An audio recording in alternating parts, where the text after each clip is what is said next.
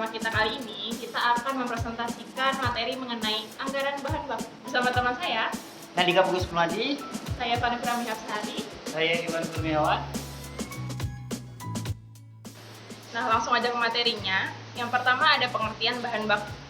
Bahan baku merupakan bahan langsung atau bahan yang membentuk suatu kesatuan yang tak terpisahkan dari produk jadi. Bahan baku biasanya mudah ditelusuri dalam suatu produk dan harganya relatif tinggi dibandingkan dengan bahan pembantu. Misalnya, produk kursi rotan, bahan bakunya adalah rotan. Adapun bahan pembantu dari produk kursi rotan seperti paku, lem kayu, dempul, dan lain-lain. Bahan pembantu biasanya tidak mudah ditelusuri dalam suatu produk dan harganya relatif rendah dibandingkan dengan bahan baku. Bahan lain yang digunakan dalam memproduksi kursi rotan seperti amplas, masker, sarung tangan, dan lain-lain. Yang kedua, ada tujuan penyusunan anggaran bahan baku. Yang pertama di sini, tujuannya dengan disusun anggaran bahan baku dapat diketahui kuantitas bahan baku dipakai maupun kuantitas bahan baku yang akan dibeli selama periode tertentu, sehingga dapat dijadikan pedoman dalam memakai dan membeli bahan bakunya. Yang kedua, dengan anggaran bahan baku dapat diketahui harga bahan baku sehingga dapat dijadikan pedoman harga beli bahan baku. Kemudian yang ketiga, jumlah satuan uang bahan baku yang akan dibeli terdapat pada anggaran bahan baku, sehingga dapat diketahui kas yang disediakan untuk membeli bahan bakunya. Kemudian selanjutnya yang keempat, dalam penyusunan anggaran bahan baku terdapat biaya bahan baku dan biaya bahan baku merupakan salah satu unsur biaya pabrik, sehingga dapat menentukan besarnya biaya pabrik dan biaya produksinya. Kemudian yang kelima, secara keseluruhan dengan anggaran bahan baku dimaksudkan untuk menjaga kelancaran produksi. 3. Fungsi anggaran bahan baku. Fungsi anggaran penting anggaran bahan baku yaitu ada 3. 1. Sebagai dasar untuk menyusun budget pembelian bahan mentah. Jumlah salah satuan bahan mentah yang dibeli ditentukan oleh beberapa banyak satuan bahan mentah yang dibutuhkan dalam proses produksi. Yang kedua, sebagai dasar untuk menyusun anggaran biaya bahan mentah, besarnya biaya bahan mentah ditentukan oleh beberapa banyak satuan bahan mentah yang tersebut dibutuhkan untuk proses produksi. Yang ketiga, sebagai data dan informasi untuk menyusun anggaran kebutuhan bahan mentah. Nah, untuk materi yang selanjutnya ada data dan informasi yang digunakan untuk menyusun anggaran kebutuhan bahan baku. Ada 2 nih. Yang pertama, rencana produksi yang tertuang dalam anggaran yang akan diproduksi, khususnya tentang jumlah dari masing-masing jenis barang yang akan diproduksi dari waktu ke waktu selama periode tertentu. Dan yang kedua, ada berbagai standar pemakaian bahan baku dari masing-masing bahan baku untuk proses produksi yang ditetapkan dan berlaku di perusahaan. Nah, selanjutnya ada 2 metode yang menetapkan standar data dan informasi dalam perusahaan. Yang pertama, ada data historis atau data pengalaman di waktu-waktu yang telah lalu. Caranya adalah dengan melihat jumlah unit yang dihasilkan di suatu waktu yang lalu dan kemudian membandingkan dalam satuan jumlah satuan unit bahan mentah yang habis terpakai untuk waktu produksi pada bulan tersebut. Maka dari hasil itu dapat diketahui penggunaan bahan mentah rata-rata unit produk. Dan yang kedua, ada data penelitian khusus.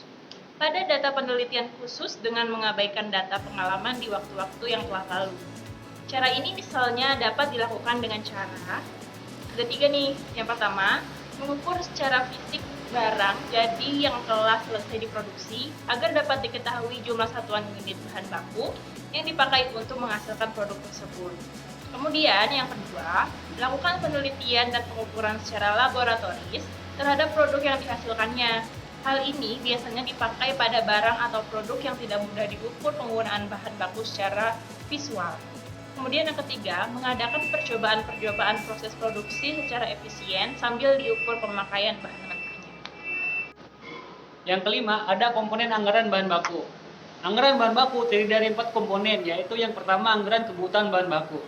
Anggaran kebutuhan bahan baku disusun untuk merencanakan jumlah bahan baku yang diperlukan.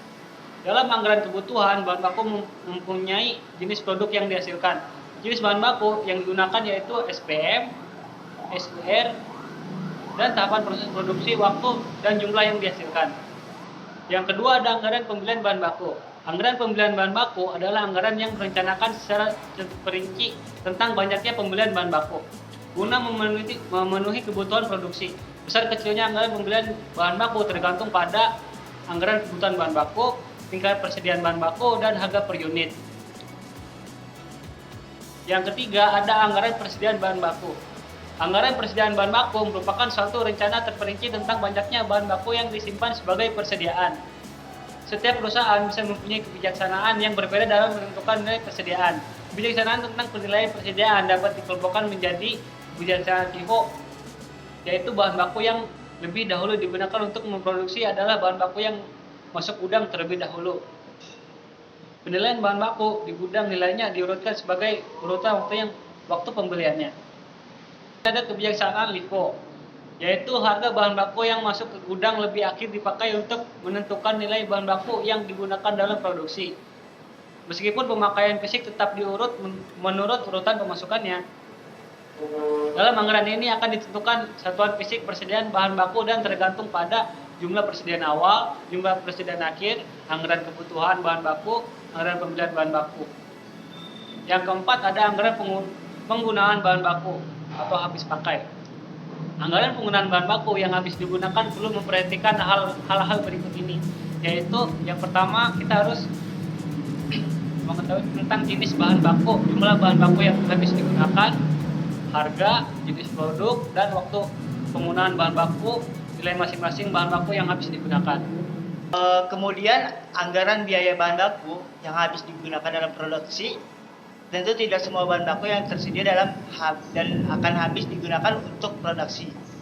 Hal ini disebabkan karena dua hal, yakni perlu adanya persediaan akhir yang menjadi persediaan awal periode berikutnya, perlu adanya persediaan besi agar kelangsungan produksi terganggu akibat kehabisan bahan baku. Bahan mentah yang telah digunakan dalam produksi harus dihitung nilainya. Rencana besar nilai bahan baku yang habis digunakan produksi dituangkan dalam suatu anggaran tersendiri, disebut anggaran bahan baku yang habis digunakan. Manfaat disusunnya anggaran bahan baku yang habis digunakan antara lain adalah: 1. Keperluan produksi costing, yaitu perhitungan harga barang yang dihasilkan perusahaan. 2. Untuk keperluan pengawas penggunaan bahan baku. Bentuk dasar anggaran biaya bahan baku yang habis digunakan dalam anggaran ini standar menggunakan bahan baku yang masih diperhatikan, tetapi tidak dicantumkan pada anggaran kebutuhan baku.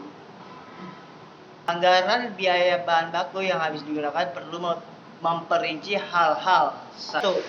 Jenis bahan baku yang digunakan. 2.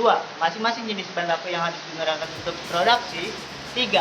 Harga per unit masing-masing jenis bahan baku. 4. Nilai masing-masing bahan baku yang habis digunakan dalam proses produksi. 5. Jenis barang yang digunakan menggunakan bahan baku. 6. Waktu penggunaan bahan baku. Nah guys, itu dulu penjelasan dari kelompok kita mengenai anggaran bahan baku. Semoga bermanfaat buat teman-teman juga nantinya kita mengedukasi anggaran bahan baku. Saya Nandika Bagus Sumadi. Saya Fani Pramhyasari. Saya Ewan Kurniawan.